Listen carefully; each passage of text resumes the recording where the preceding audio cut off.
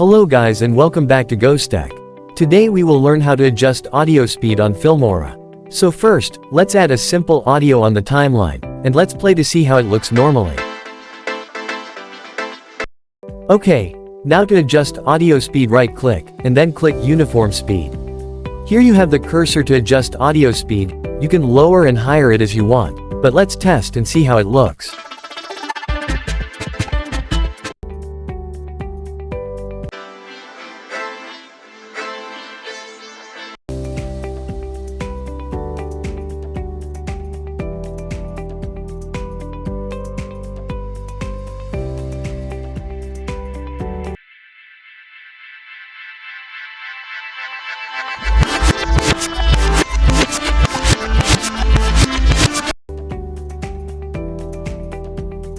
Also you have speed ramping same as for videos. Let's test and see how it looks.